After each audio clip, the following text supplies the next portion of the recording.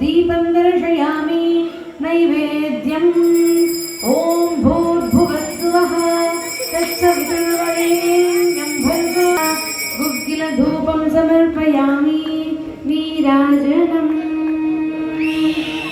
భక్తులందరూ కూడా ఎవరి స్థానాల్లో వాళ్ళు నిల్చోవాలి. హారతి మధ్యలోకి ఎవరు కూడా వెళ్ళకూడదు. హారతి మధ్యలోకి ఎవరు కూడా వెళ్ళకూడదు. ఎవరి స్థానంలో వాళ్ళు నిల్చోవాలి.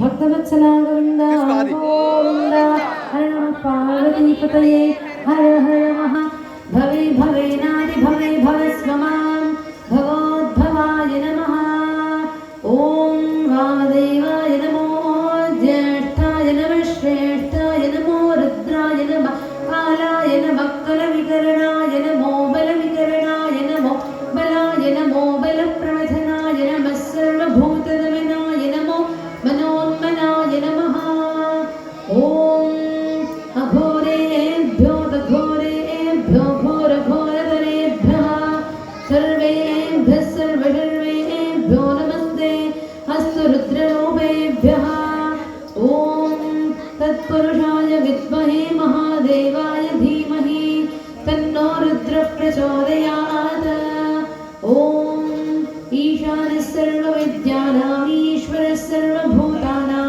ब्रह्माधिपतिर्ब्रह्मणोऽधिपतिर्ब्रह्मा शिवो मे अस्तु सदा शिवोम् ॐ श्रीगङ्गामात्रे नमः नागकुम्भारतिं समर्पयामि जय भक्तवत्सला गोविन्दा पशुमा भवति य एवं वेद योपमायतनं वेद आयतनवान् भवति नारायणाय विद्महे वासुदेवाय धीमहि तन्नो विष्णुः प्रचोदयात् जाह्नवी च विद्महे भागीरथी च धीमहि तन्नो गङ्गा प्रचोदयात् वेदोक्तसुवर्णदिव्यमन्त्रपुष्पार्चनाञ्जलिं समर्पयामि नमस्करोमि.